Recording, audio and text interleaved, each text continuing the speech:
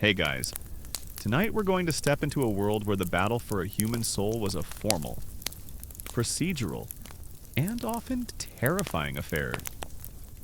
We're journeying to high medieval Europe, a world of soaring cathedrals and deep, dark forests, to learn how one of the most powerful institutions in history dealt with what it considered the ultimate enemy demonic possession.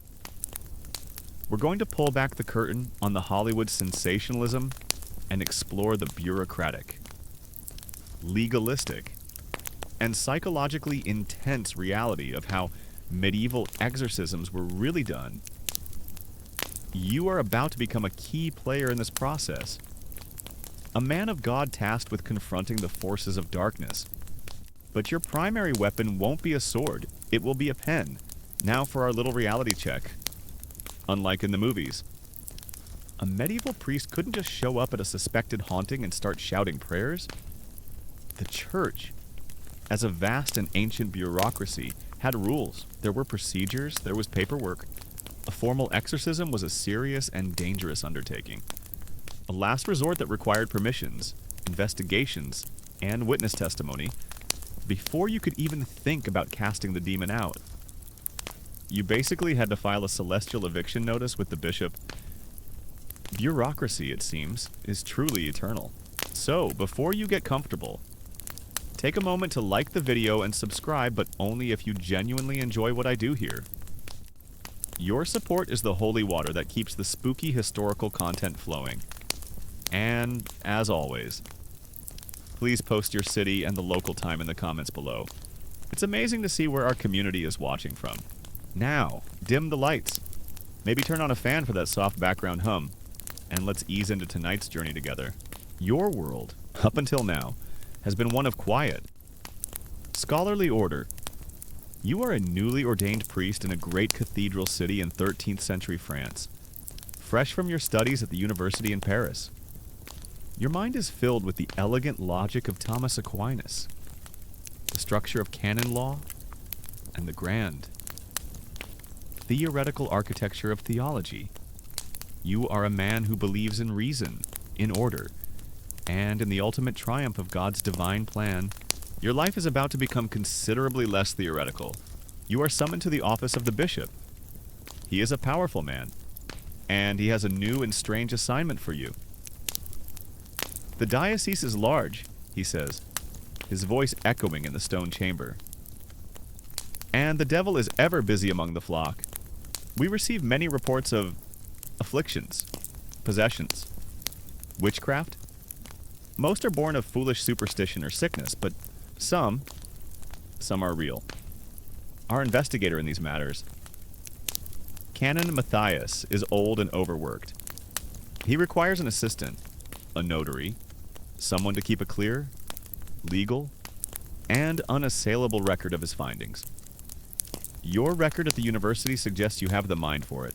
And so, you are assigned to Canon Matthias. Your first meeting with him is a lesson in humility. He is a tall, stooped man with eyes that seem to have witnessed every folly and sorrow the world has to offer. He takes the letter of assignment from the bishop, reads it, and then looks at you, his gaze sharp and appraising. He is utterly unimpressed by your Parisian education. So, the bishop has sent me another scholar to see the world, he says. His voice a dry rustle. Tell me, boy, have you ever seen a man in the grip of the falling sickness? Have you ever spoken with a woman lost to the madness of a melancholic humor? Have you ever looked into the eyes of a liar so skilled she could convince you the sky was green? You admit that you have not. Good, he says. A flicker of something that might be approval in his weary eyes. At least you are honest. Now, forget your books. Your education begins now. The first lesson is this: we are not witch hunters. We are physicians of the soul and detectives of the truth. 99 times out of 100. The demon you seek is a demon of illness, of grief, or of simple human wickedness. Our first duty is not to fight the devil, but to find the truth. You spend the next several months as his scribe and student. Your life becomes a blur of study in the cathedral's scriptorium. But you are not reading the grand works of theology now. Matthias has you studying the grim and practical literature of his trade manuals for confessors, treatises on canon law regarding heresy, and the copied letters and notes from his own past investigations. He teaches you the rigorous, cautious, and almost skeptical process the Church demands before it will even consider the possibility of demonic possession. We are men of God, he stresses. We do not chase after peasant superstitions. We are investigators that we must exhaust all natural explanations first. He drills the procedure into you. First, you must investigate the possibility of physical illness, or morbus. You will speak to a physician, he instructs. You will ask, could this be the falling sickness, a fever of the brain, a corruption of the blood causing visions? Second, you must investigate the possibility of madness, or furor. You will speak to the family, to the neighbors. Has the person always been simple, prone to fits of fancy or despair? Is there a history of madness in their family? Third, and most importantly, you must investigate the possibility of fraud, or frowse. The world is full of tricksters, he says, his voice laced with cynicism. Young women who feign possession for attention. Con men who use parlor tricks to frighten villagers and extort money. You must be a skeptic. You must look for the lie. Only when all of these possibilities have been thoroughly investigated and dismissed, he explains, can you begin to look for the true signs. The signi of demonic possession. He makes you memorize them. The 4 great proofs that are considered undeniable. First, he says, ticking them off on his long, bony fingers, is the ability to speak or understand languages to which the victim has never been exposed. A simple farm girl who suddenly begins to spout flawless Greek or, God forbid, Hebrew, that's a sign. Second is the knowledge of hidden or distant things. If she can tell you the secret sin you committed on the road last Tuesday, or the contents of a sealed letter in the bishop's chambers, that is a sign. Third is a display of strength beyond the natural capacity of her body. A frail girl who can throw 3 strong men across a room. That is a sign. And fourth, and most certain of all, he concludes, his eyes hardening, is a violent, uncontrollable aversion to the sacred. A person who convulses and screams in blasphemy at the mere sight of a crucifix, who recoils from a drop of holy water as if it were molten lead. That is the devil showing his own face. You spend weeks learning this official checklist. It's a very specific set of criteria. If the person starts speaking fluent Aramaic and knows the secret sin you committed last Tuesday, you're allowed to get a little worried. You also learn that exorcism itself is a legal process. The demon is a trespasser, Matthias explains. A squatter in a house that does not belong to it, the body, which is a temple of the Holy Spirit. An exorcism is a formal eviction notice served on behalf of God. That is why your work as a notary is so important. We must build a case. We must present the bishop with a complete and accurate file of evidence. He will not grant the authority to perform the great rite. The Exorcisms major, without irrefutable proof. Our paperwork is our first weapon. As you study these procedures, a question forms in your scholarly mind, a debate that future historians will ponder. Does the Church, in its meticulous efforts to define and categorize the signs of possession, inadvertently create the very phenomenon it seeks to combat? By providing such a detailed script of what a possessed person does the foreign languages. The secret knowledge. The convulsions, does it give the desperate and the mentally ill a role to play? A way to frame their own suffering. You look at the detailed lists of symptoms and wonder if you are studying a disease, or the diagnosis that creates the disease. Your long months of theoretical training come to an end one gray afternoon. You are in the scriptorium, copying a legal opinion from Matthias. He enters, his face set in its usual weary lines, but with a new intensity in his eyes. He holds up a scroll, its wax seal freshly broken. "Our studies are over," he says, his voice flat. "A report has come from the priest in a small village in the forest of Ardennes. A miller's daughter, 16 years old. She has not eaten in a week. Speaks in a voice that is not her own. And yesterday, she broke a solid oak chair with her bare hands." He looks at you. A long, appraising gaze. "Reading about lions in a book is one thing. Boy, standing outside the cage is another. Gather your things. We ride at dawn." Your heart pounds in your chest. The abstract theories. The lists. The legal precedents, they are all about to become terrifyingly real. Your first investigation has just begun. The journey from the cathedral city into the forest of Ardennes is a journey back in time. You leave the well-paved Roman roads and the bustling, ordered world of the city behind, plunging into a landscape of dense, ancient woodland and small, isolated villages. The forest is vast, a sea of green and shadow, and the track you and Canon Matthias ride upon is little more than a muddy path. You ride for 3 days into a forest so deep you suspect the squirrels speak a different dialect. Canon Matthias seems completely unfazed. You get the feeling his job takes him to a lot of unpleasant, hard-to-reach places. During the ride, your education continues.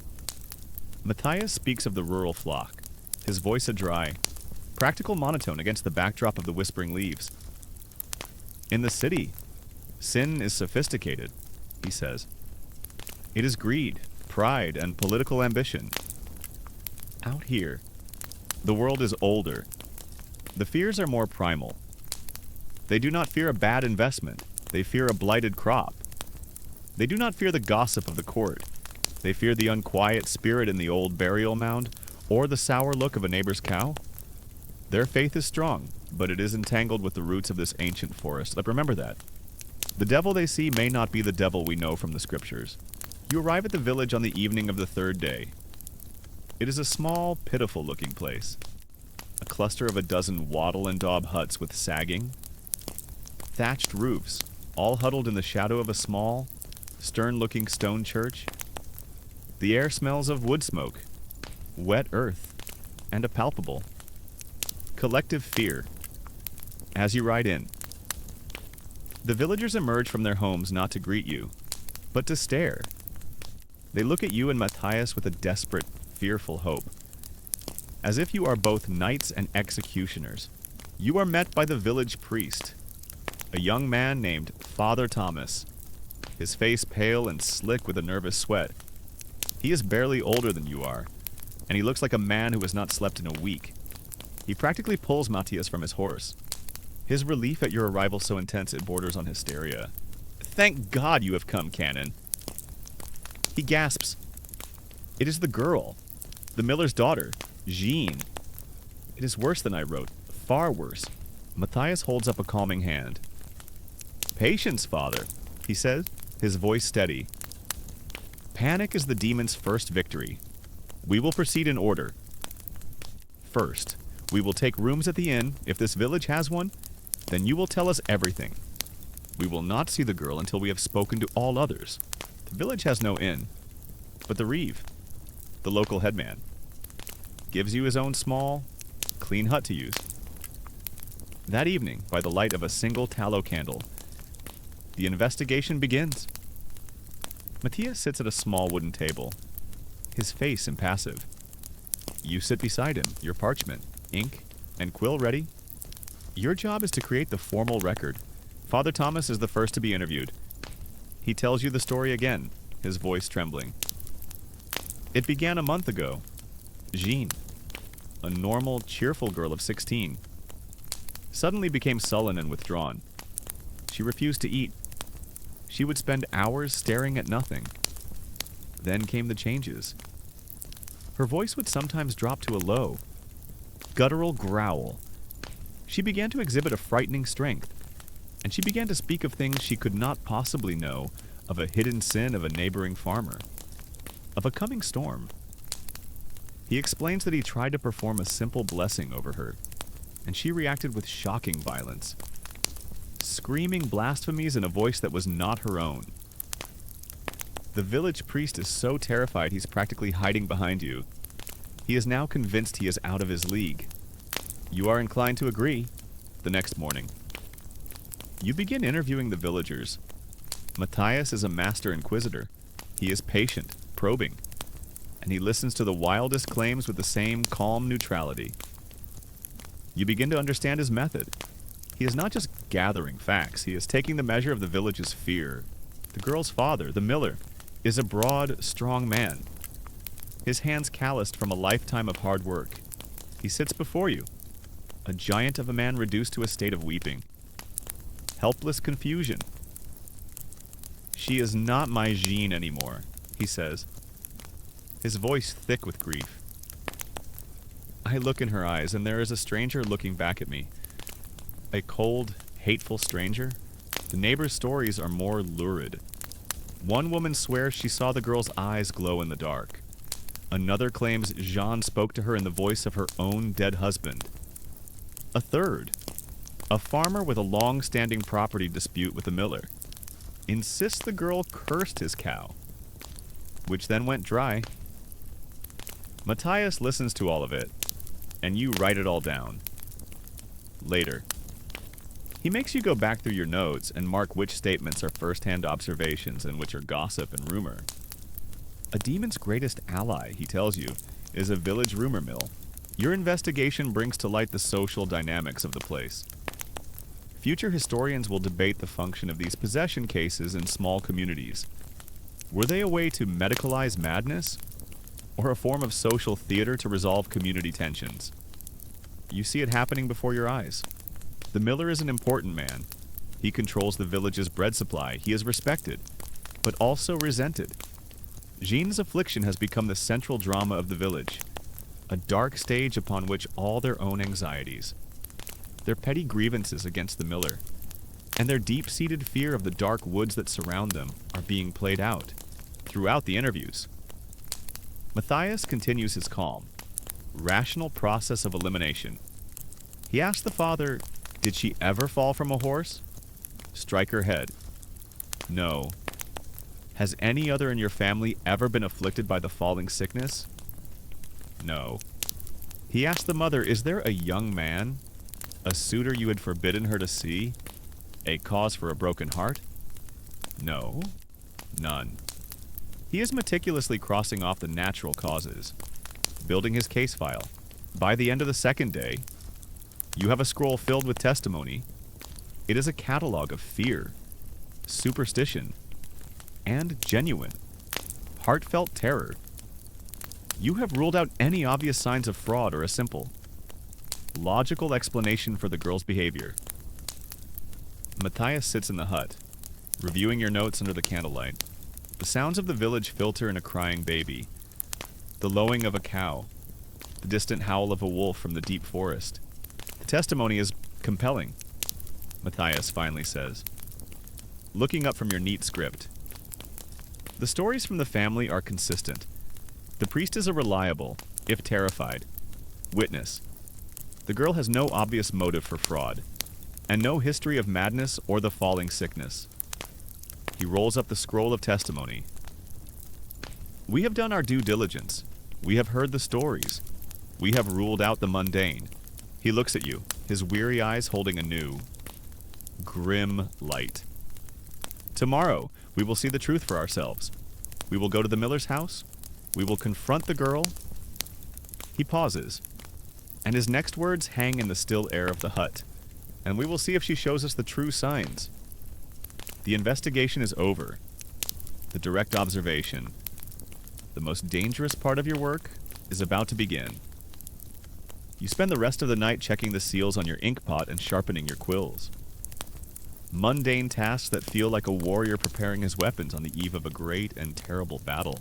The next morning, you, Canon Matthias, and a trembling Father Thomas, the village priest, make the short walk through the silent village to the miller's house. The house, though one of the sturdiest in the village, seems to sag under a cloud of dread. The wooden shutters are closed tight. No smoke rises from the thatched roof. Fear is a palpable miasma clinging to the walls. The miller, the girl's father, opens the door. His face is a mask of exhaustion and despair. He leads you into the main room. His wife sits by the cold hearth, rocking back and forth, muttering a prayer. The air inside is stale and heavy, thick with the scent of sickness, old sweat, and a sour, musky odor you can't identify. "She is in there," the miller whispers. Gesturing to a closed wooden door, Matthias nods. He turns to the father. "Whatever happens, whatever you hear, you are not to interfere. Do you understand?" The miller gives a fearful, jerky nod. Matthias looks at you.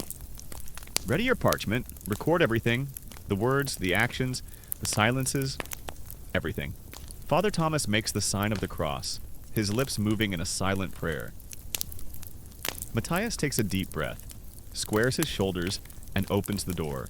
Jean's room is small and dark. The only light is a single. Dusty shaft falling from a high. Narrow slit in the wall. The girl is on a simple bed. She is 16, but she looks like a child. Frail and pale beneath a coarse woolen blanket. Her wrists are loosely tied to the bed frame with strips of cloth. A precaution, her father had explained. After she had tried to harm herself, at first, she appears merely ill, or perhaps catatonic. She lies perfectly still, her wide, vacant eyes fixed on the thatched ceiling. She doesn't blink. She barely seems to breathe. Matthias approaches quietly. Without aggression, he carries no crucifix, no vial of holy water.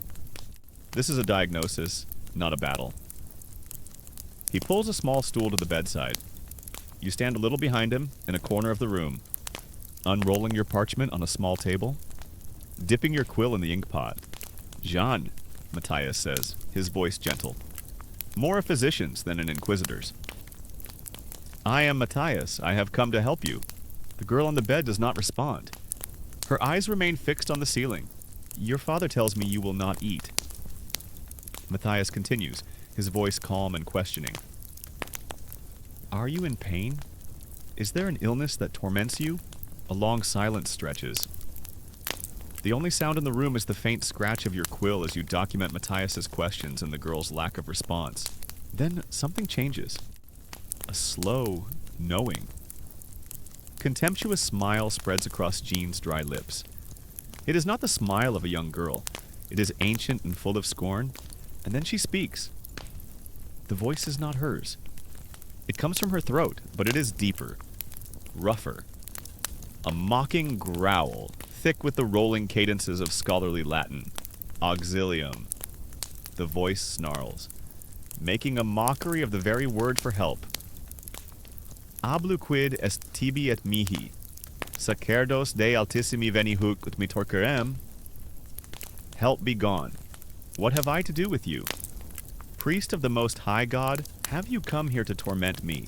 You feel a chill race down your spine. It is not just Latin. It is the Latin of the Gospels, the very words the demon legion spoke to Christ in the desert.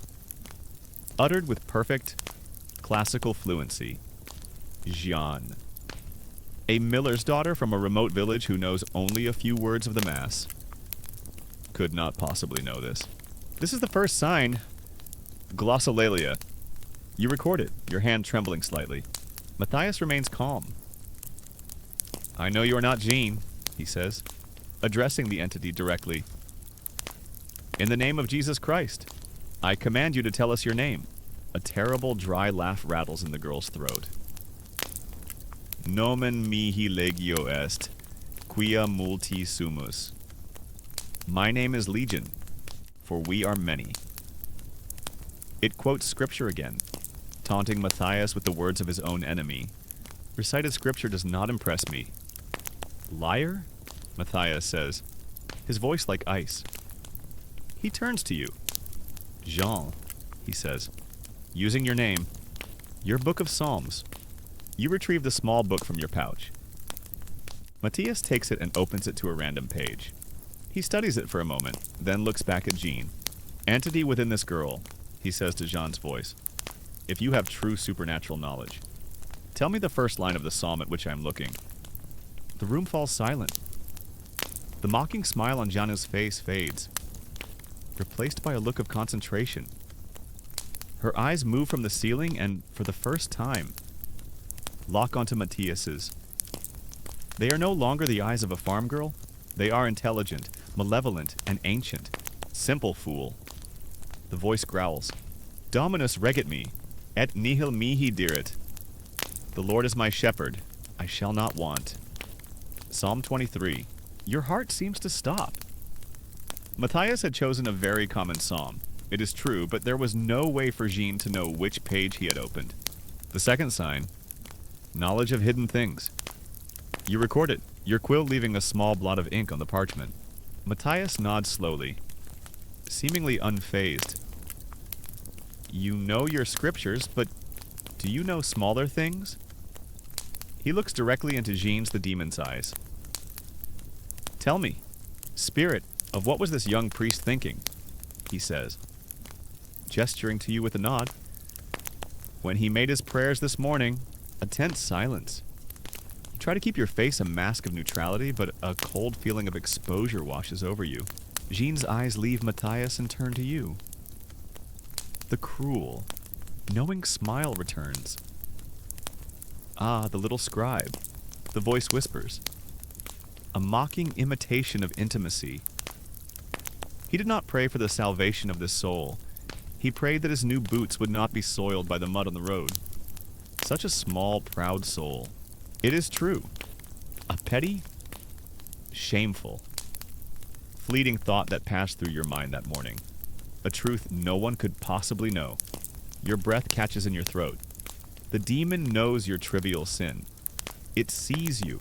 Matthias glances at you, and in his weary eyes, you see a flicker of sympathy. He has seen this before. Record it, Jean, he says gently. You force your trembling hand to obey. You have demonstrated knowledge, Matthias says. Turning back to the girl. Now, show us your strength. He stands and signals to the miller, who has been standing in the doorway, his face ashen. The miller and Father Thomas enter the room. Hold her, Matthias commands. They take hold of Jean's frail shoulders. She seems not to notice. Then Matthias reaches into his robe and produces a simple wooden crucifix. The reaction is immediate and explosive, the moment Jean sees the crucifix. Her body arches off the bed with impossible strength.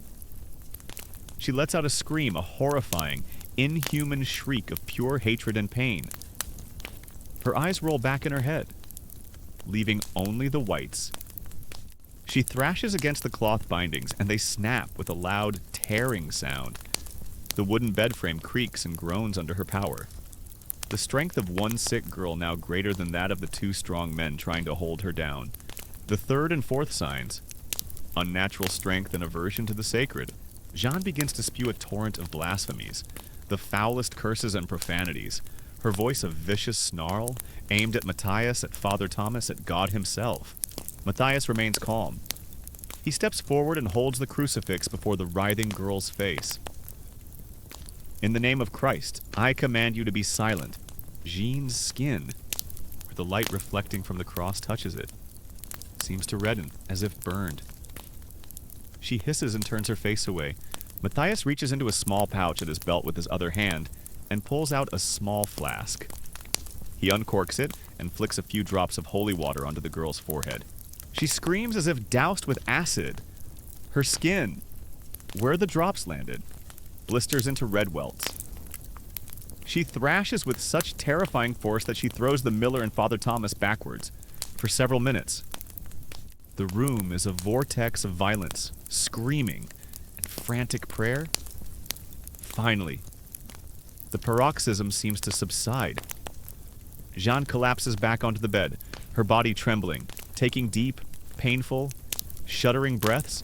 Matthias stands, panting from the exertion. He makes the sign of the cross over the unconscious girl. Pax huic domoi, he whispers. Peace to this house.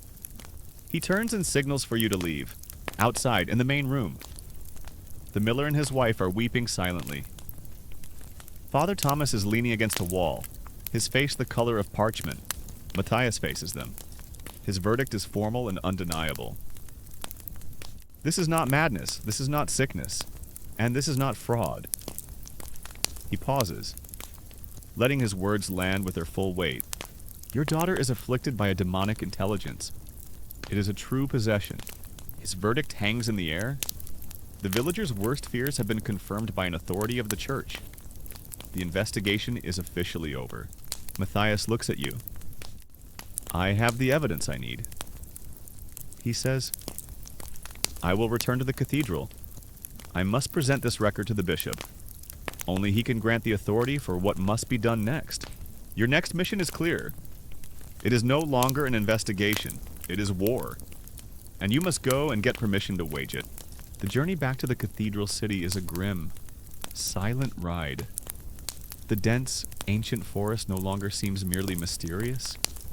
It now feels actively malevolent.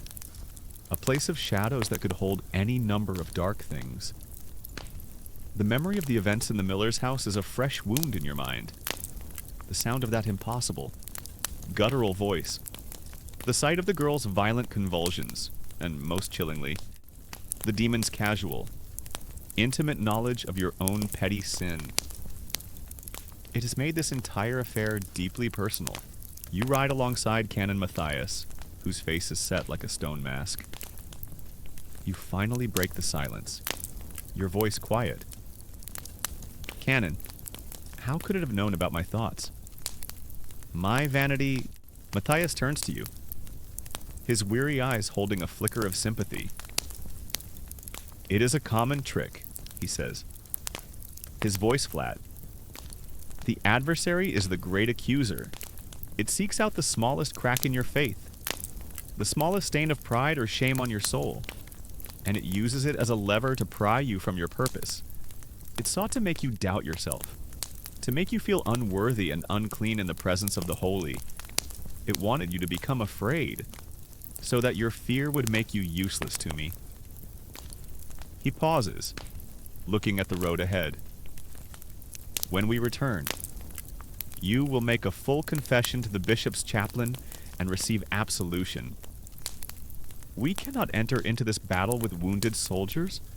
Your soul must be as clean and sharp as a new sword. His words are a comfort, but also a confirmation of the terrible, invasive power you are facing. Upon returning to the cathedral city, your first task is to transform the raw horror you witnessed into a formal, legal document. You retreat to the scriptorium, the familiar world of ink and parchment, a strange comfort after the chaos of the village. You take your rough field notes, the pages stained with nervous sweat and dotted with blots of ink where your hand trembled, and you begin to transcribe them. You spend 2 full days on this task. It is a meticulous, draining process. You write with the cold, precise language of a notary, stripping the events of their emotional terror and rendering them as observable facts. At the 3rd hour past noon, you write, the subject, Gian, did speak in the Latin tongue, a language she has not been taught. You continue. When presented with a crucifix of simple wood, the subject did recoil with great violence and utter a stream of blasphemies. You discover that even pure evil can be made boring if you use enough legal jargon. The act of writing, of imposing the order of grammar and law onto the chaos, is a way of regaining a small measure of control. When the report is finished, a long, detailed scroll. Canon Matthias reviews it, nodding in grim approval. It is a clear and accurate record, he says. Now, we petition the bishop. The audience with the bishop takes place in his grand private chamber. The room is a world away from the miller's hut. The floors are of polished stone. The walls are hung with rich tapestries from Flanders. And the light streams through a magnificent stained glass window. The bishop himself is a powerful figure. A nobleman from a great family. A prince of the church. He sits in a high-backed carved chair, flanked by 2 other senior canons, his advisors. Matthias presents your report. The bishop unrolls the scroll and reads it in silence, his face an unreadable mask. When he is finished, he looks up, his eyes sharp and analytical. This is not just a spiritual matter, it is a legal one. The bishop's advisors question you and Matthias rigorously, their role to be the ultimate skeptics. To test the integrity of your investigation, Canon Matthias, one of the advisors says, a fat, comfortable man with shrewd eyes. You state the girl spoke in Latin. Are you certain this village priest, Father Thomas, says the Mass in Latin every day? Is it not possible the girl has simply, through repetition, learned a few phrases? She did not speak a few phrases. Matthias replies calmly. She engaged me in a theological dispute, quoting scripture from Isaiah, which is not part of the common Mass. Furthermore, she spoke with a syntax and vocabulary that, as our notary here can attest, was that of a scholar, not a peasant girl mimicking a priest. The second advisor turns to you. The girl knew of your private thoughts, he says, his tone skeptical. Could she not have been guessing a young priest, new to his calling?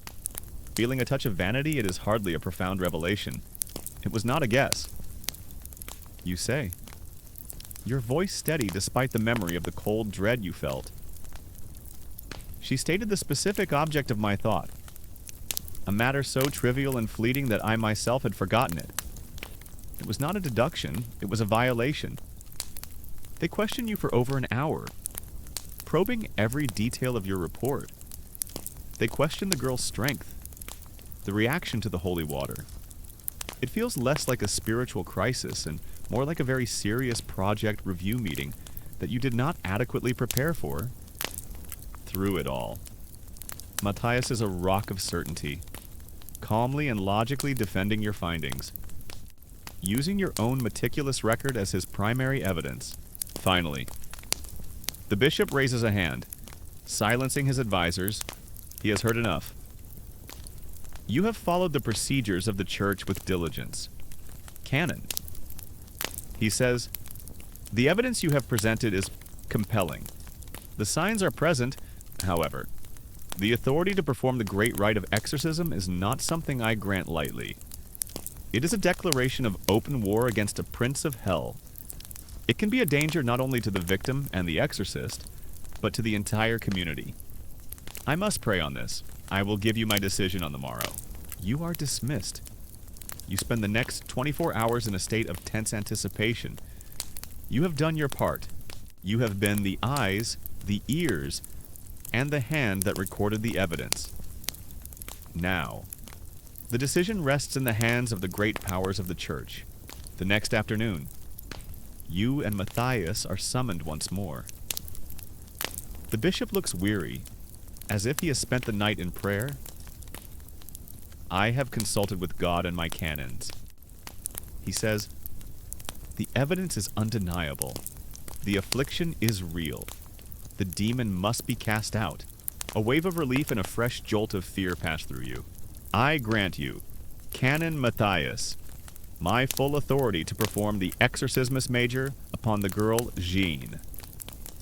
The bishop declares. He hands Matthias a sealed letter, bearing his own episcopal seal. It is your formal authorization, your declaration of war. He then has one of his aides bring forward a small, ornate silver box, and you will take this with you. The bishop says, it is a relic of the first class, a fragment of the bone of St. Denis, our city's patron. His faith was strong enough to withstand martyrdom. May it be a shield to you in the battle to come, after days of meetings and paperwork. The bishop has finally given you official permission to go fight a demon from the pits of hell. You are given a signed letter and a saint's knucklebone. The bureaucracy has spoken. You and Matthias leave the bishop's presence. The letter and the relic now in your possession. The talking, the reporting, the petitioning, it is all done. Now, the true purpose of your mission is at hand. Matthias looks at you, his weary eyes now holding a grim, focused light. The bishop has given us our sword and shield, he says. Now we must prepare ourselves for the battle. We will spend the next 3 days in prayer and fasting. We must be pure. We must be strong. And we must gather the rest of our holy arms. The work of the scribe is finished, young Jean. The work of the warrior begins. The journey back to the cathedral city is a somber, purposeful affair. The horror of what you witnessed in the miller's house is a raw, vivid memory. But it is no longer a source of paralyzing fear. It is now evidence. It is the foundation of the case you must build. You are no longer just a passive observer. You are the star witness in a spiritual trial. During the ride, Canon Matthias speaks to you of the demon's personal attack, its knowledge of your fleeting moment of vanity. It sought to shame you, to fill you with doubt, he says, his eyes on the path ahead. An exorcist, and those who assist him, must be vessels of faith. The demon seeks to crack the vessel before the battle even begins. It tests the walls for weakness. He instructs you that upon your return, your first duty is to make a full confession and receive absolution. You must enter this fight with a clean and untroubled soul, he insists, back in the familiar, hallowed quiet of the scriptorium. You undertake your most important scribal task yet. You take the rough, fearful notes from the village and transcribe them onto a clean sheet of fine parchment. It is a slow, methodical process of transforming raw terror into cold. Legal fact. You use the formal language of a notary, creating an official record for the bishop's court. Item, you write.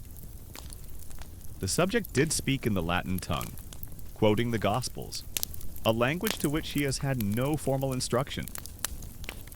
Item, you continue. When presented with a crucifix, the subject did exhibit extreme physical convulsions and utter blasphemies. The finished document is a masterpiece of clerical precision. Its neat lines and formal tone a stark contrast to the chaotic horror it describes. Matthias reviews it, adding his own seal and signature. It is your primary weapon. The audience with the bishop is a formal and intimidating affair.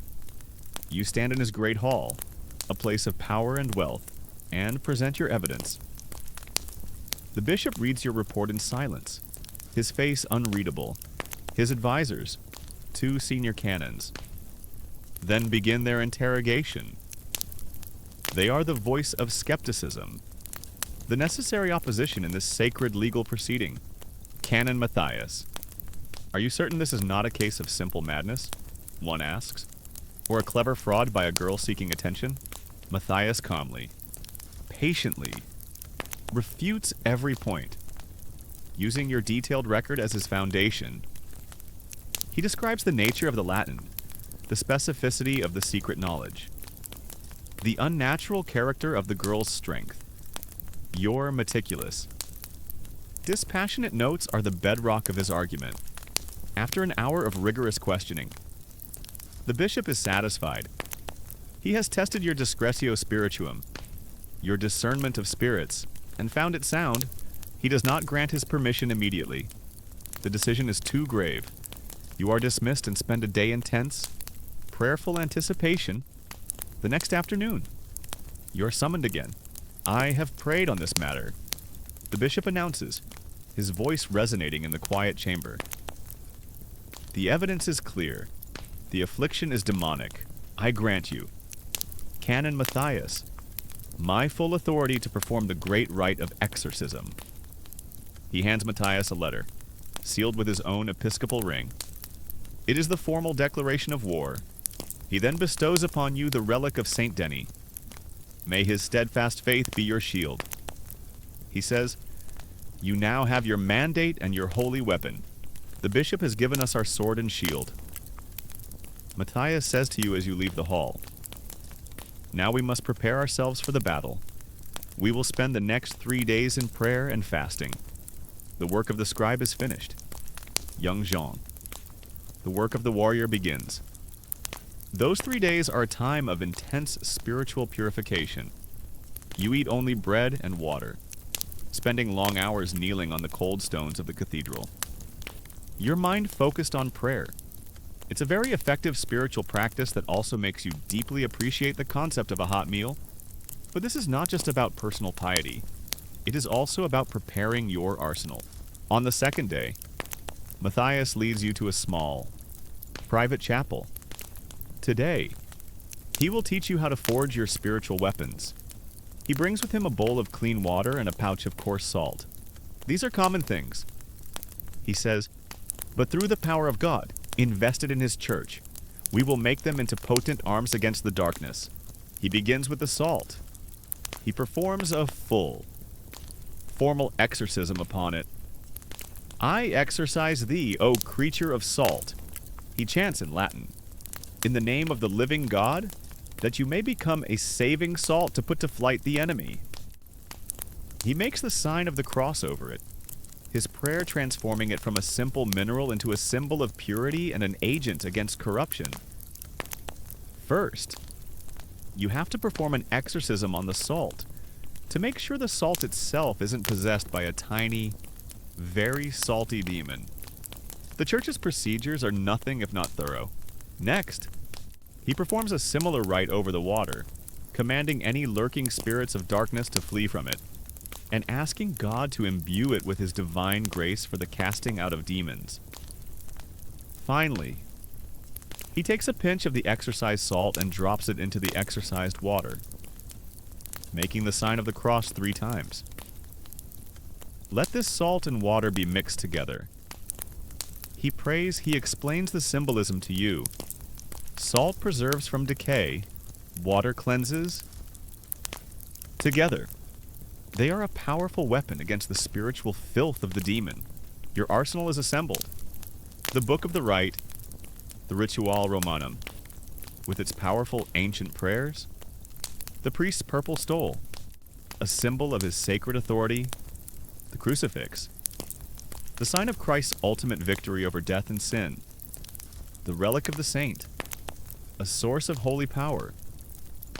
And now, the holy water and blessed salt. You pack for your return journey. Your bag contains clean robes, a crucifix, a vial of extra holy water, a box with a saint's finger bone, and a book of instructions on how to yell at demons in Latin. It's not your typical travel kit. You do not travel back alone. The bishop has assigned 2 strong lay brothers from the monastery to accompany you. They are large, silent men, known for their simple piety and their immense physical strength. Their job will be to assist in restraining the possessed girl.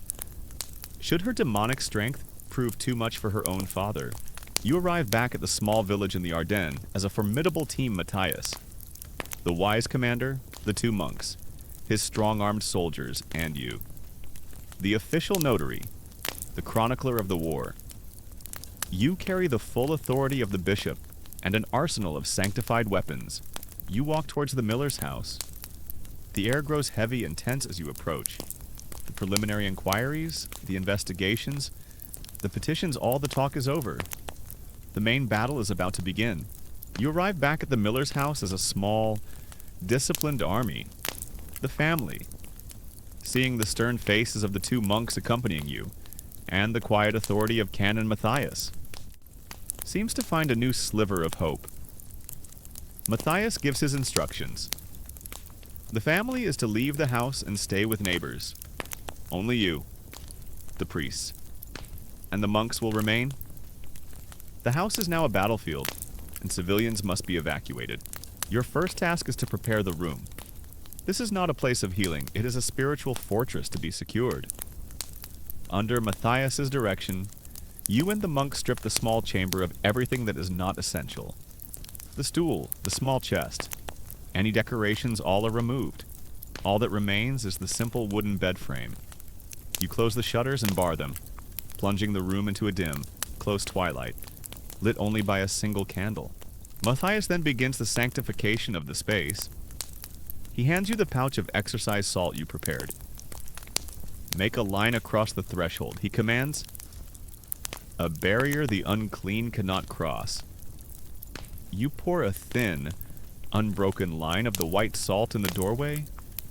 He then takes the vial of holy water and sprinkles every corner of the room. from floor to ceiling, his voice a low, commanding Latin chant, cleansing the very air and stone of any lingering evil, when the room is prepared. The monks bring Jean in. She is weak from her fast, her eyes clouded and distant. They lay her on the bed. They do not bind her.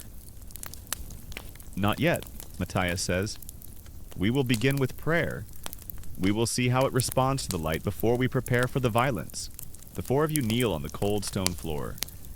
You are at your small table in the corner, your quill ready. The two monks kneel like stone statues.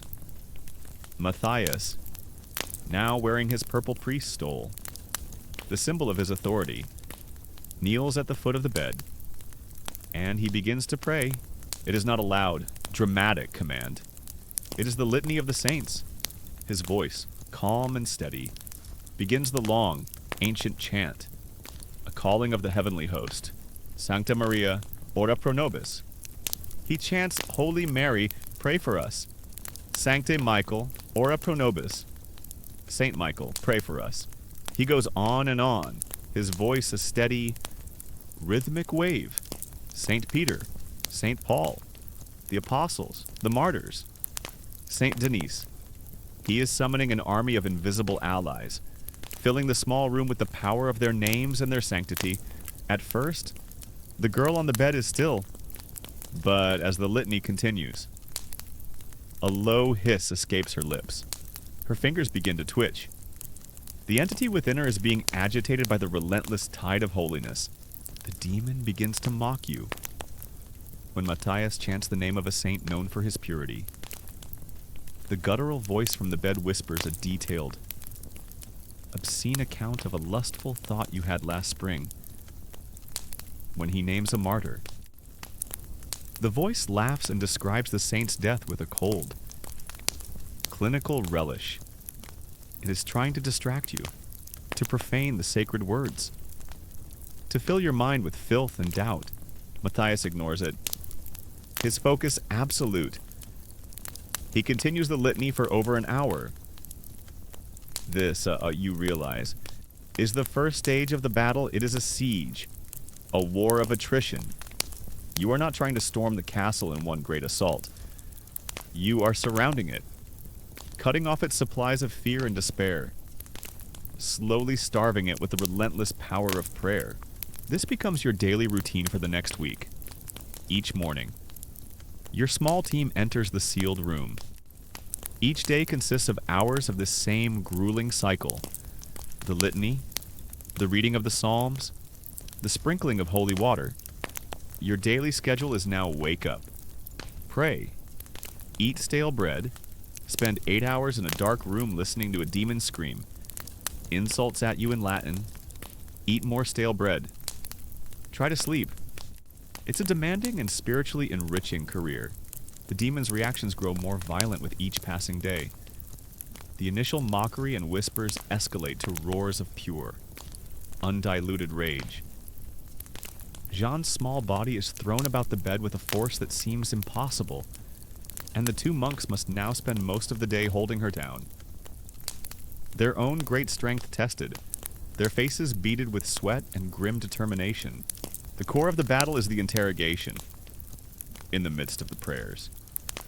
Matthias will suddenly fix his gaze on the girl and issue a sharp command in Latin.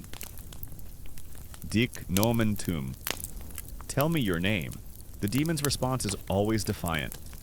Ego sum qui sum, it snarls one day. A blasphemous use of God's own words to Moses. I am who I am. Another day, it laughs and says, Meum nomen est pulvis et umbra. My name is dust and shadows. You've been asking the demon its name for 3 days straight. So far its answers have included the Lord of Flies. Your worst nightmare. And the one who thinks your haircut is ridiculous. Its refusal to be helpful is noted in the record. Matthias explains to you during a brief respite that the name is the key. A demon, in its pride, is a creature of lies, he says, wiping sweat from his brow. It hides behind 1,000 false names. To force it to reveal its true name is to gain a measure of power over it. It is a legal identification, a name that can be entered into the celestial record and against which a final judgment can be made. You witness the strange, terrifying fusion of the supernatural and the personal that future scholars will debate. The demon speaks perfect. Classical Latin, a language Jean could never have learned, but it also screams insults at the monks, using intimate details of their own personal struggles and doubts. Things it could only have learned from sifting through the memories in Jean's own mind. It is a parasite, a supernatural intelligence wearing the girl's life and knowledge like a suit of clothes. The psychological toll on your team is immense. The room is filled with a constant, oppressive aura of malice. The air is often thick with foul odors that seem to appear from nowhere. You feel a constant, draining fatigue, as if the entity in the room is feeding on your own spiritual energy. Father Thomas, the young village priest, can no longer bear it. On the fourth day, after the demon whispers a terrible secret about his own father, he flees the room, sobbing, and refuses to return. By the end of the week, it is clear that this is not a lesser spirit. It is not a minor demon that can be worn down by simple prayer. It is an ancient, powerful, and deeply intelligent entity. During the session on the seventh day, it demonstrates its power in a new and terrifying way. As Matthias holds the crucifix before Jean's face, she stops thrashing. She grows calm. She looks at him with a pitying smile. "That piece of wood cannot harm me." "Priest," the voice says, no longer a growl, but a smooth, reasonable whisper. "Your God has no power here. This soul is mine. I claimed it before your God ever knew her name." Then, the small silver relic of Saint Denis, which Matthias had placed on a table beside the bed, begins to vibrate. It rattles against the wood, then grows hot. So hot that a thin wisp of smoke begins to rise from the wood beneath it. The monks cry out in alarm and fall back. Matthias stares at the glowing relic, his face for the first time showing a flicker of true shock. And perhaps of fear. He understands. This demon is so powerful, so ancient, that it is not repelled by the holiness of the saint. It is actively attacking it, trying to profane the sacred relic with its own foul energy. He raises his hand, signaling an end to the day's session. The lesser exorcism, the war of attrition, has failed. The demon has not been weakened. It has been enraged that evening. The four of you, Matthias, and the two silent monks sit in your hut. The mood grim. Jane. The girl is growing physically weaker. She cannot last much longer in this spiritual war zone. "This is not a common foot soldier of hell," Matthias says, his voice heavy with the weight of his decision. "This is a captain, a prince of its own dark kingdom. It will not be worn down. It will not be starved out. It must be broken." He looks at each of you in turn, his gaze settling on you. "The time for testing is over. Tomorrow, we will perform the great rite. We will invoke the full power and authority of the church. We will force the confrontation. We will break it, or it will break us." He stands and walks to the small chest that holds the sacred book. "Pray tonight," he says to you all. "Pray for your own souls, for tomorrow. We walk into the fire. The morning of the great exorcism dawns gray and oppressive. A heavy silence hangs over the village, thicker than any fog. The villagers have been instructed by Father Thomas to remain in their homes, to bolt their doors, and to spend the day in prayer. This is not a public spectacle. This is a private war.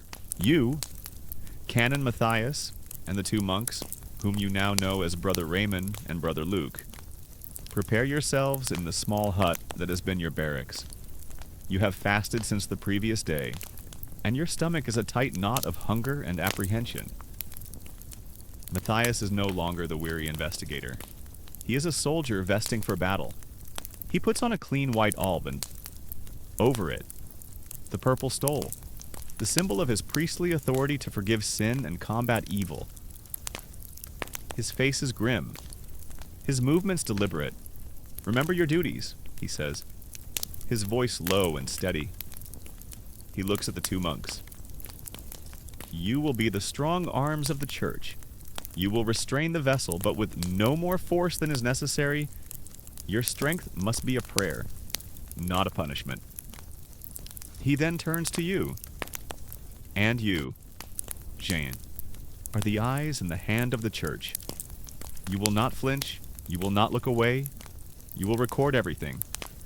Every word, every convulsion, every shadow that moves.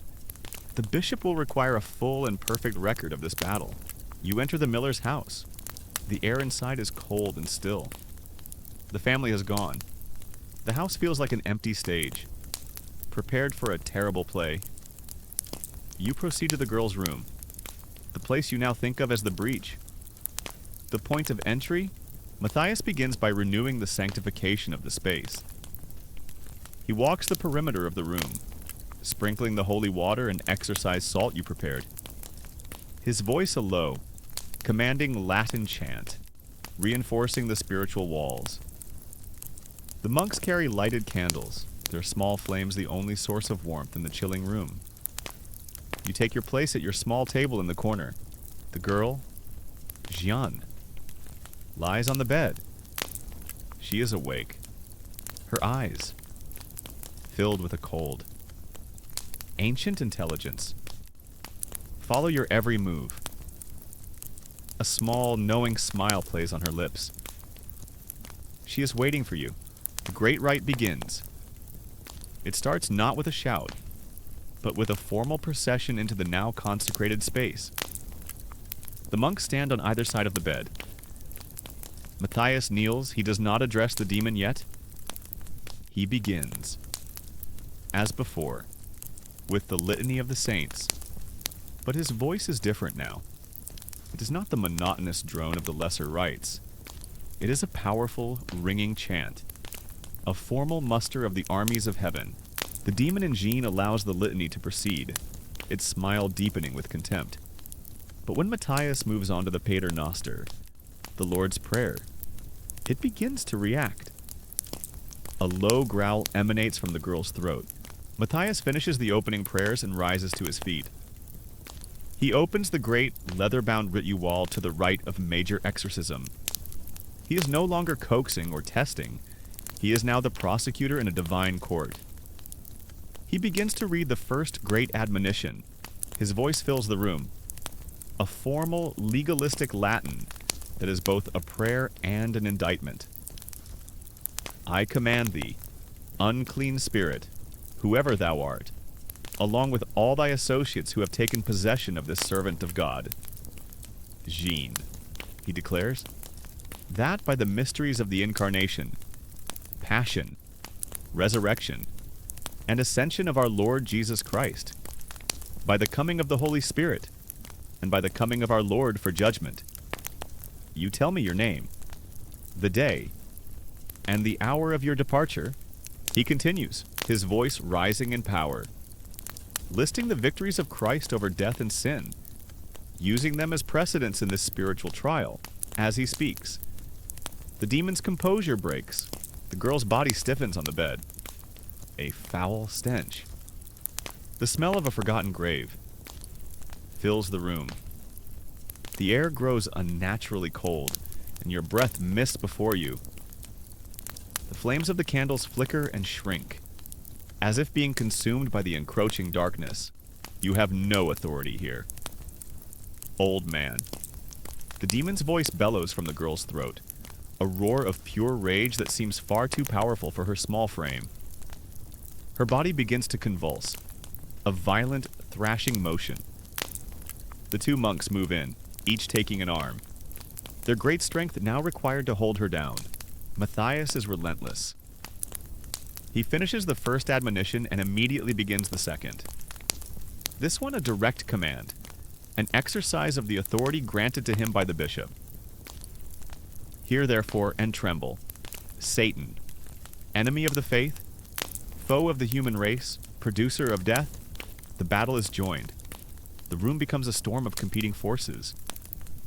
Matthias's powerful Latin rings out, each word a hammer blow. The demon answers with a torrent of horrific blasphemies and shrieks of rage. The girl's body writhes on the bed, her joints seeming to contort in unnatural ways. The demon begins its psychological assault. It focuses on the monks first. I see your heart, Brother Raymond. It snarls, its head twisting to face the larger of the two men. I see the gluttony you confess every week, the secret meals in the larder. God sees it too. The monk flinches as if struck, his face paling, but his grip does not loosen. And you, Brother Luke. It hisses at the other. So proud of your strength, but I see your envy for the canon's knowledge. You think you should be the one wielding the book, not the one holding down a child. The second monk's jaw tightens, a flicker of pain in his eyes. Matthias raises the crucifix. Be silent, liar, your accusations have no power here. He presses the cross to the girl's forehead. She screams, a high, piercing sound of pure agony, and thrashes so violently the bed frame lifts from the floor. The monks grunt with the effort of holding her. The hours grind on. It is a grueling, exhausting siege. Matthias moves through the rite, prayer after prayer, command after command. He sprinkles the girl with holy water, and her skin sizzles and reddens where it touches. He holds the silver reliquary with the bone of St. Denis before her, and the demon shrieks and recoils from its pure, holy power. Your own role is a special kind of torment. You must watch everything, listen to everything, and record it all with a steady hand. The demon does not ignore you. And the little scribe, it laughs during a lull in Matthias's prayers, its eyes pinning you to your stool. The scholar who thinks his ink and his rules can contain me, I know what you dream of. Jean de Metz. You dream of wealth, of a soft life. You are a priest. Yet your soul is full of worldly ambition. You are a hypocrite. You feel a flush of shame, because you know there is a sliver of truth in its words. You force yourself to meet its gaze. And you keep writing, your quill scratching on the parchment. The simple mechanical act of your duty, a shield against its invasive, knowing words. The afternoon wears on. The room is now freezing cold. Everyone is exhausted. Jeanne's body is limp, her face slick with sweat. But the presence within her is undiminished. Matthias himself is pale, his voice growing hoarse. But his will is a rod of iron. He knows the time has come. The admonitions have been read. The power has been demonstrated now. He must force the central confrontation. He must compel the demon to give up its name, the key to its identity and the final requirement before the great command of expulsion can be given. He takes a deep breath, raises the crucifix high, and steps closer to the bed. He places his hand on the girl's head. His voice drops from a commanding shout to a low, intense, and infinitely more powerful demand. Spirit of perdition, he says. His eyes locked with the demon's. The time for lies and evasions is over. By the power of the living God, by the blood of the Lamb, by the authority vested in me by this holy see, I command you now, in the name of the Father, and of the Son, and of the Holy Spirit. Dic nomen tuum, tell me your name. The command hangs in the frigid air. The demon is silent, its face on the girl. Jean is a mask of pure, concentrated hatred. It is a stalemate, a battle of two wills, locked in a silent, spiritual war over the soul of a child. And you know that the ritual has now entered its most dangerous and decisive phase. The command hangs in the frigid air of the small room, a challenge thrown down in the heart of the demonic stronghold. Dic nomen tuum, tell me your name. The entity within Jean does not answer. For a long moment, the only sounds are the ragged breathing of the monks, the frantic scratching of your quill as you document the command, and the low, hateful hiss that seems to emanate from the bed. The girl's body is rigid, her muscles coiled like ropes, her face a mask of pure, concentrated malice. It is a stalemate of wills. Canon Matthias does not relent. His weariness seems to have fallen away, replaced by the hardened resolve of a veteran soldier in the thick of battle. He takes a step closer, pressing the simple wooden crucifix against the girl's forehead. A terrible, agonized scream tears from her throat, and she thrashes against the restraining grip of the monks. "You will not defy the authority of the church," Matthias declares, his voice a thunderous roar that seems too large for his frail body. "You are bound by the victory of Christ on the cross. You will obey dic nomen tuum." The demon fights back, not just with strength, but with cunning. It tries to give him false names, names of concepts, trying to hide its true identity in abstraction. "I am despair," it snarls, the voice a chilling whisper. "I am the emptiness in the heart of all men." "You are a liar," Matthias retorts without hesitation. "Despair is your tool, not your name. You are a foot soldier, not a principal. Tell me your name." He presses the silver reliquary containing the bone of Saint Denis to her temple. The demon screams again, a sound of rage and pain. "I am the lord of this miserable village." It shrieks. "I am the rot in the wood and the blight in the grain." "Lies," Matthias thunders. "You are a parasite that has latched onto the fears of these people. You have no dominion here. You are a trespasser, a squatter in a house that is not yours. The Lord of this village is Jesus Christ, and in his name, I command you once more, tell me your name." The physical violence of the possession intensifies. The simple wooden bed frame groans and splinters under the unnatural force of the girl's convulsions. Brother Raymond and Brother Luke, both powerful men, are grunting with the strain, their faces slick with sweat as they wrestle to hold her down. The room is filled with a whirlwind of unseen energy, a spiritual tempest that seems to beat against the walls. The demon turns its attack upon Matthias himself, its voice a torrent of psychological venom. It whispers of a moment of doubt Matthias had as a young priest, of a small act of pride he committed last year. It tries to unearth every secret shame, every hidden weakness, to break his focus and his faith.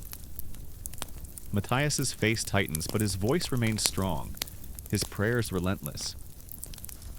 He is a rock, and the waves of demonic filth break against him.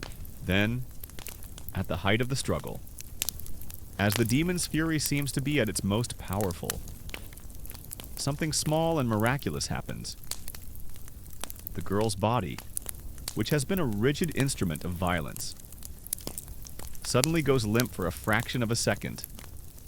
Her face, which has been a mask of pure hate, slackens, and from her lips, in her own small, terrified voice, comes a single whispered word: "Mother."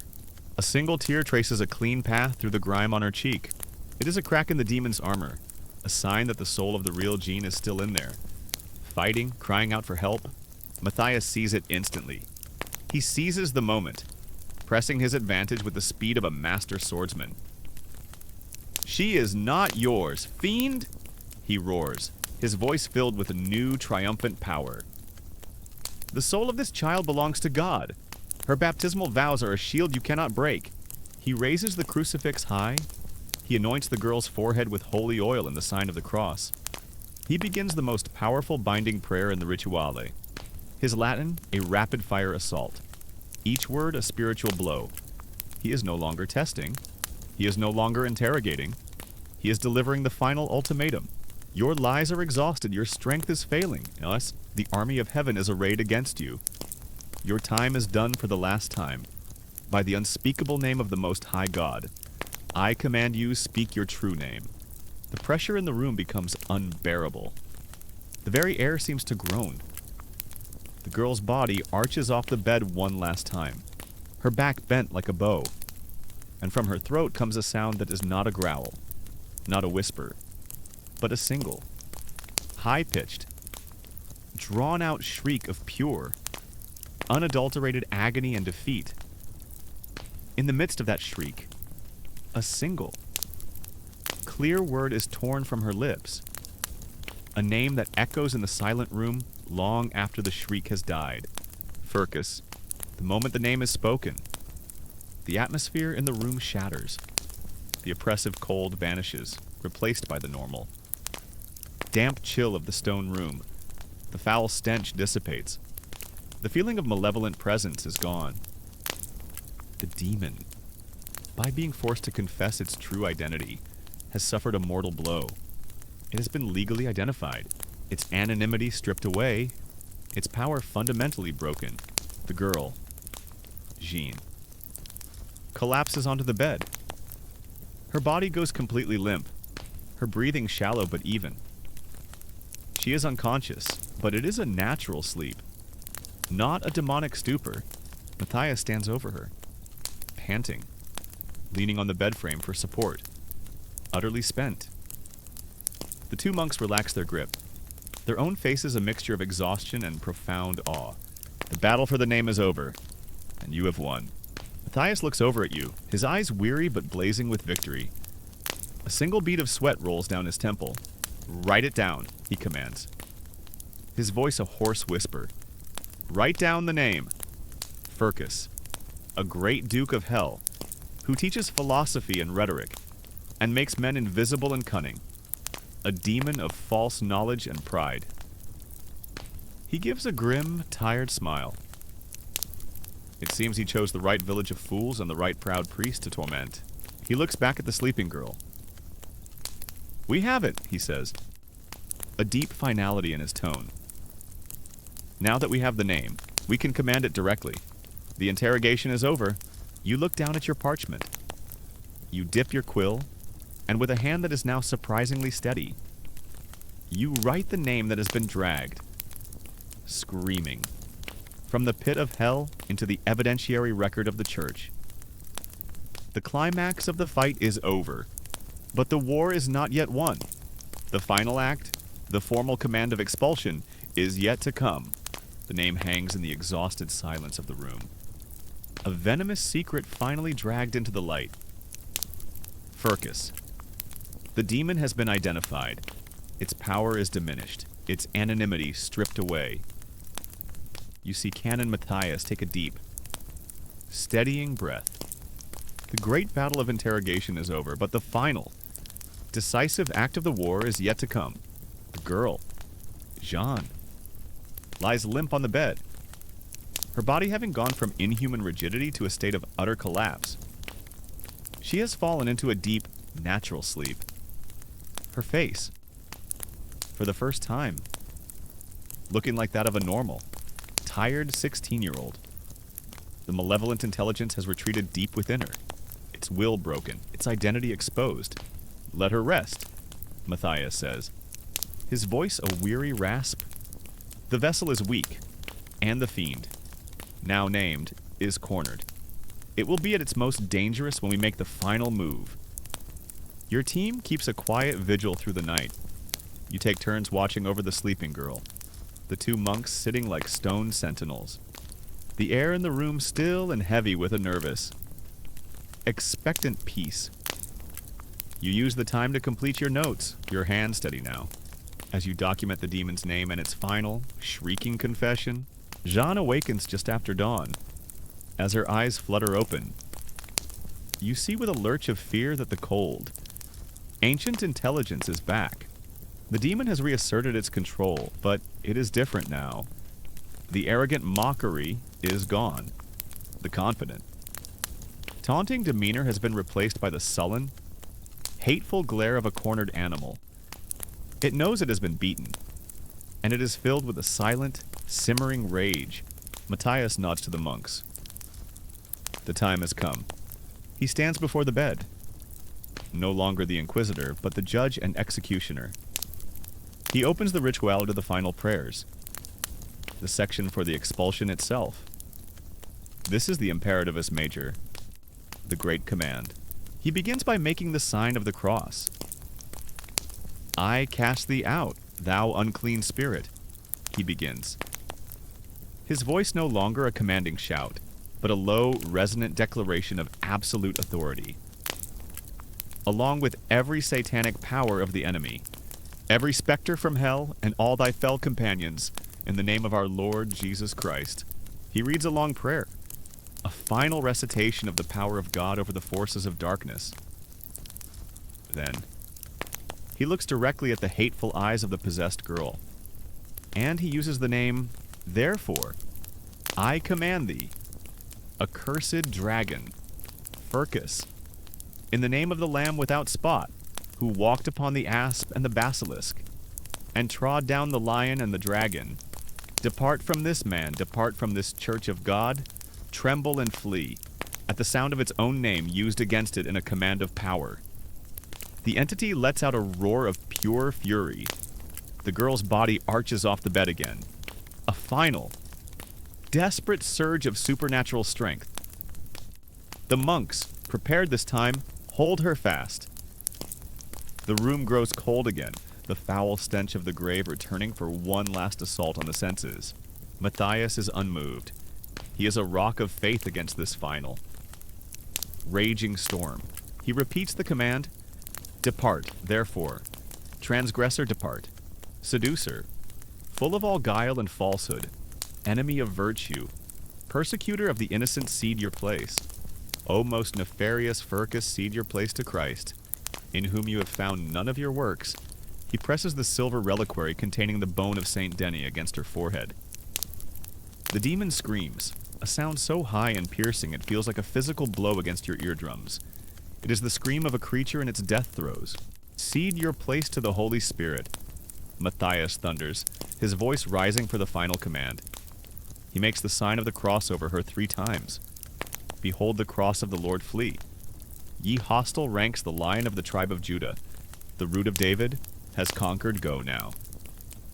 Furcus, go now into the everlasting fire. Go now, by my authority and the authority of the Holy Mother Church depart. On that final word, a single. Violent convulsion shakes the girl's entire body. A shudder so powerful it lifts her from the bed, despite the restraining hands of the 2 strong monks. A great, shuddering gasp escapes her lips. A sound like a man taking his first breath and his last all at once. And then it is over. A gust of wind, cold and smelling of sulfur and decay, rushes through the sealed room, causing the candle flames to gutter and the parchments on your desk to fly into the air. It is a palpable, physical presence, rushing out of the room, out of the house, and gone. In its wake, a profound, absolute peace descends. The unnatural cold vanishes, replaced by the simple damp chill of the morning. The foul stench is gone, leaving only the clean scent of beeswax and old stone. The oppressive weight that has filled the room for more than a week is lifted. The girl on the bed, Jean, slumps back onto the mattress. Her body is limp, the hateful, ancient glare in her eyes has been extinguished. They are simply the eyes of a tired, confused girl. She looks at Matthias, not with hate, but with a dawning, weary bewilderment. A single human tear rolls down her cheek, and she begins to weep. Not with demonic rage, but with the quiet, exhausted sobs of a soul finally set free. The demon has been cast out. A great, shuddering sigh of relief runs through your small group. The monks release their grip, their own faces slick with sweat. You feel your own knees go weak, and you have to sit down, the quill falling from your nerveless fingers. Matthias, though pale and visibly drained, stands tall. The ritual is not quite finished. It cannot end with the exorcism. It must end with thanksgiving. He kneels, and you and the monks follow suit. He begins to lead you in the Te Deum, the ancient hymn of praise. We praise thee, O God, we acknowledge thee to be the Lord. All the earth doth worship thee, the Father everlasting. Your voices, though rough and exhausted, fill the small room, replacing the demon's blasphemies with a prayer of gratitude. Later that day, the family is allowed to return. They find their daughter weak, exhausted, and with no memory of the past weeks. But she is their Jean again, Their joy is a beautiful, fragile thing to behold. Matthias gives them strict instructions. The house has been swept clean, he warns them, but the enemy will seek to return. You must fill this house with prayer. She must attend Mass. She must make a full confession and receive the Holy Eucharist as soon as she is strong enough. Her soul must be a fortress, garrisoned by the sacraments, so that the fiend, should it return, will find no door unlocked. Your work here is done. The next day, you and your small team of spiritual soldiers prepare to leave the village. The priest, Father Thomas, and the miller's family thank you with tears in their eyes that the whole village turns out to see you off. Their faces no longer filled with fear, but with a quiet, reverent awe. As you ride out of the village, back towards the great forest, you look down at the final entry in your ledger. It reads simply, Hodi, Demon nomine furcus, de gratia expulsus est. Today, the demon named Furcus, by the grace of God, was cast out. You feel an immense, bone-deep weariness, but also a sense of profound purpose fulfilled. You have been to war. You have stood in the breach and faced the enemy. You have seen a soul pulled back from the very edge of hell. The world seems different now, brighter. Its beauty more precious for having witnessed its opposite. The ride back to the cathedral city is quiet and contemplative. The oppressive, ancient silence of the forest no longer feels menacing. It now feels peaceful, clean.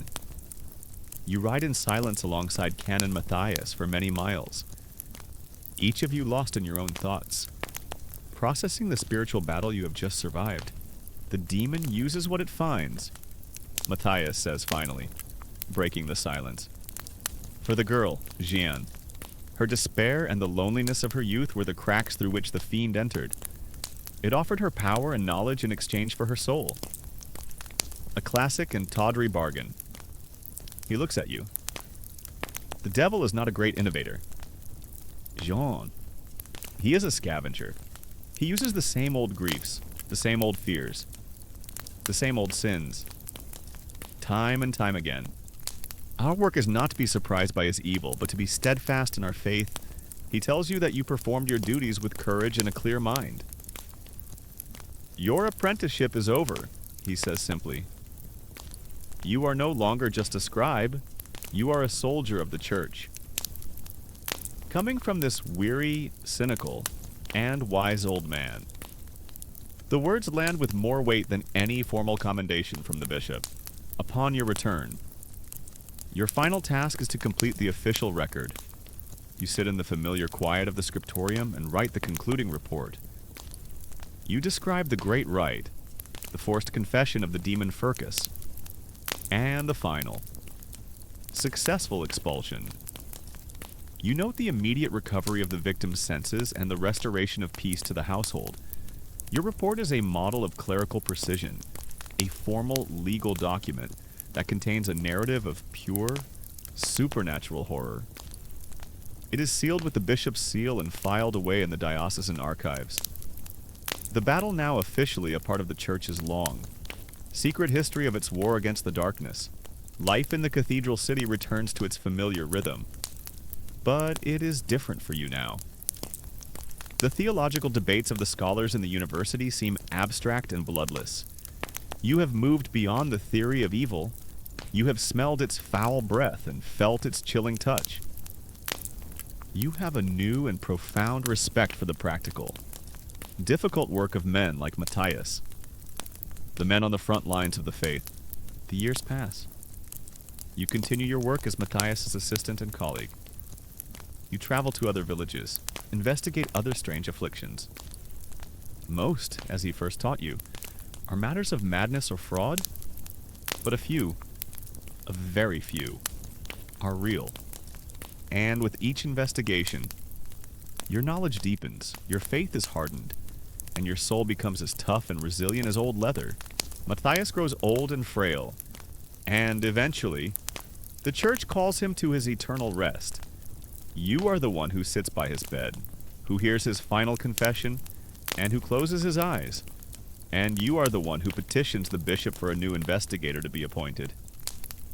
The bishop, now an old man himself, looks at you, the once young scribe, and sees the wisdom and weariness of Matthias in your own eyes. He grants the title to you, decades later. You are Canon Jean, the promoter of the faith, the bishop's inquisitor into supernatural affairs. You are the old man now, the one with the stories, the one who has seen it all, and you have a young, newly ordained priest assigned to you as your notary, a boy fresh from the university in Paris, his mind full of books and his soul full of untested certainty. One day, after reviewing a minor case of a suspected bewitchment that turned out to be nothing more than a dispute over a stray goat, your young apprentice asks you a question. "Canon," he says, his voice full of the earnest curiosity you remember in your own. "After all these years, what have you learned is the most powerful weapon against the enemy?" You look at the young man, and you do not give him the answer he expects. You do not say the crucifix, or holy water, or the name of a saint. You lean back in your chair. "The most powerful weapon," you say slowly, "is a good, solid lock on a door." He looks at you, confused. "The demon, my son, is an opportunist." You explain. "It seeks a way in. It looks for a soul left empty by despair, a heart cracked by a secret sin, a mind clouded by ignorance. The rituals we perform, the great rite itself, that is the equivalent of breaking down the door to throw out a burglar who is already in the house. It is a violent, dangerous, and necessary act. But all our work as priests, our true, daily work, is to teach the flock how to properly lock their doors in the first place. A soul filled with honest prayer." You continue. "A life lived in charity, a mind dedicated to the truth, a heart that has made a good and honest confession. These things are like a well-built wall and a barred gate. A demon may prowl around it. It may rattle the hinges, but it can find no way in. Our job is not truly to be exorcists. Our job is to be good masons, helping every soul to build their own spiritual fortress." You receive a letter. Years later, from the village in the Ardennes. It is from Father Thomas. He writes that Jeanne, the miller's daughter, is now a wife and a mother. She is quiet and deeply pious, and has no memory of the terrible weeks when she was a vessel for the demon. Her life is a simple and peaceful one. The letter is the final, quiet confirmation of your victory, and so your story finds its peaceful end. You, the boy who was once afraid of his own vanity, have become a wise old man, a quiet pillar of the faith. The great, terrifying battles of your youth have softened into lessons, into stories you now tell a new generation. The memory of the demon's howl has been replaced by the quiet scratch of your own quill, the rustle of parchment in the silent scriptorium, the world you knew, a world of deep faith and equally deep fear, where the darkness was a real and present enemy held at bay only by the light of a flickering candle, has itself faded into the past. The great struggle is over. The battles have been won. The records have been filed. All that is left is the peace that follows a long and difficult trial. Let that peace settle over you now. The echoes of the Latin prayers, the clang of the exorcist's bell, the demon's final.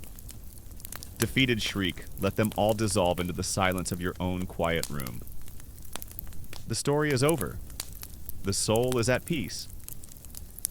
And now, you can be too. There is nothing to fear here. There is only the stillness of the night and the gentle, welcome promise of sleep